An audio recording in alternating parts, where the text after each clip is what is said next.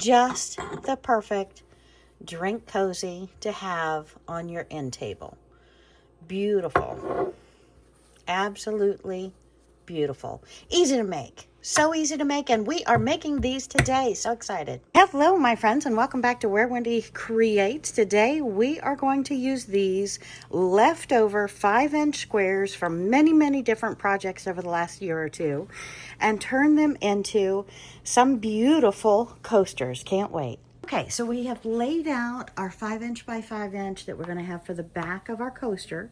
We're going to put it face up, so when we turn it inside out, it'll be beautiful outside.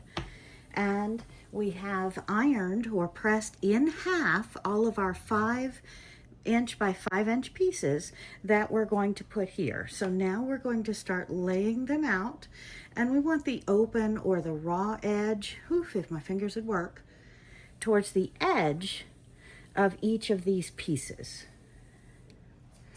So it may be hard to figure out which ones the fabrics look best with, but we're going to try to lay them out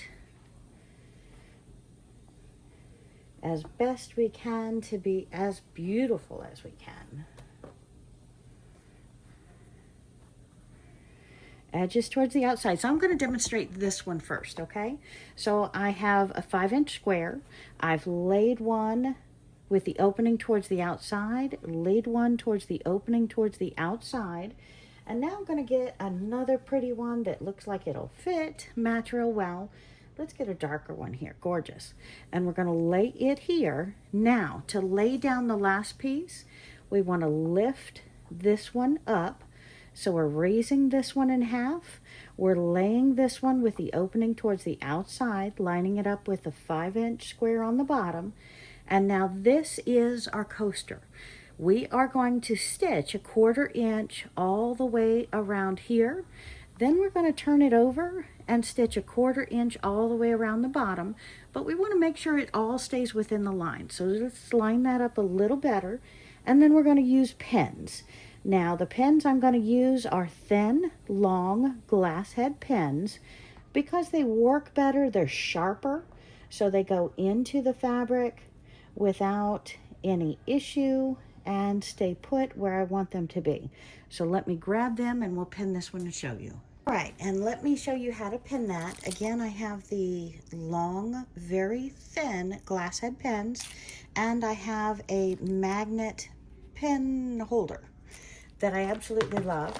Or if you don't want to do that, you can use clips. I'm going to link clips down below as well as the pins, the pin cushion. But let's get back to this piece, and we want to make sure it's perfectly lined up with our bottom piece.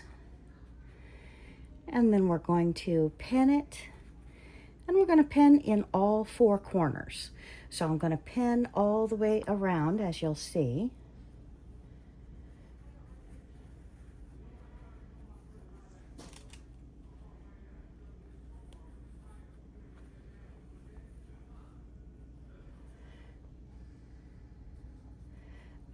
Like to slip around.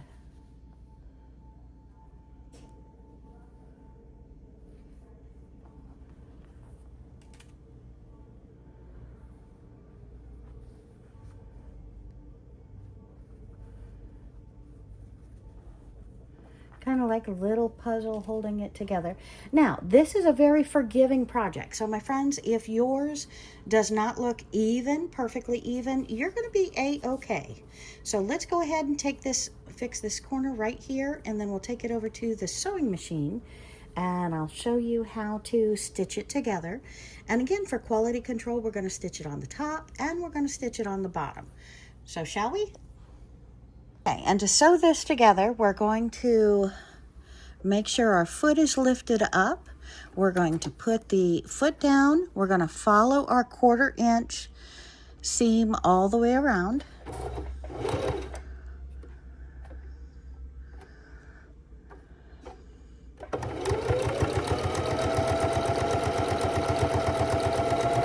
Once our pieces are secure, we can pull out the pen as we go around. Then I did a back stitch in the corner. I picked the foot pedal up with a lever in the back, and then I turned the fabric around, and I'm going to set it back down and continue stitching. As you can see, this is a very forgiving piece. We don't have to have it perfect.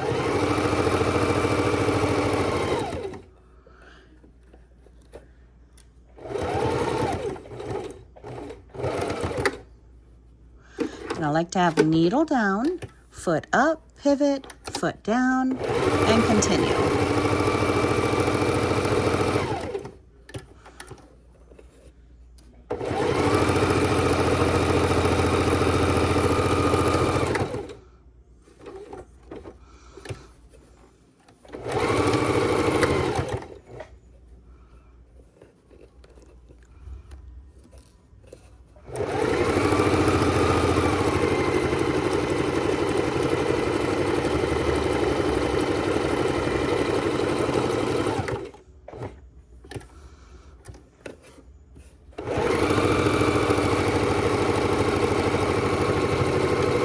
Come back where we start, overlap that stitching and do about a 1/4 inch further, and then I just back stitch, and then I will pull my needle up, take my piece out, trim off the sides, and you see how I have it, and it looks like I did great. But the quality control, my friends, you got to turn it over, look at the back, and then for double strength, if you're just going to set this coaster out on the table, you don't need to double stitch.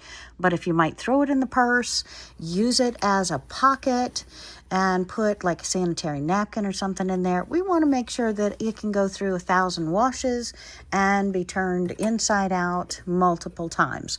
So let's just go ahead and go all the way around it one more time. Whoops, and I was going to, yeah, I am on the opposite side. So we're going to sew around the back real fast.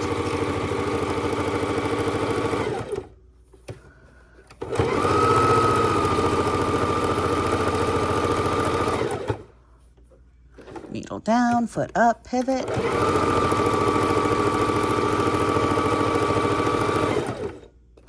Needle down, foot up, pivot. That's where we started.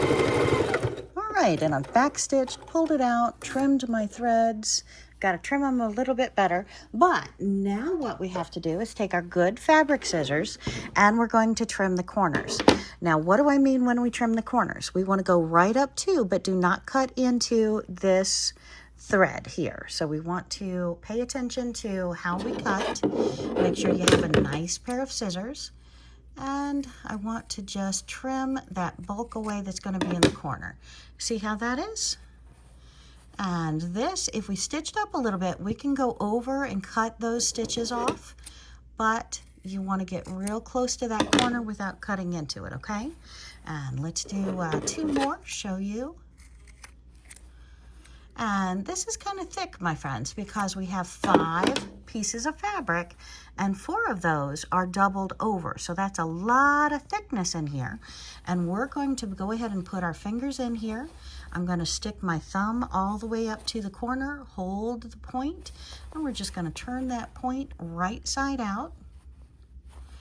And then we're going to stick our finger or our thumb in the next one, hold it on the outside, turn it right side out, and continue doing that for all 4 corners. And then you just want to manhandle it a little bit, play with it, get all of those sheets turned out right.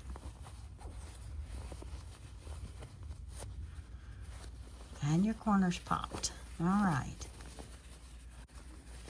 Now, see how we had it face up looking pretty? Now it's face out looking pretty, and all the sides are pretty.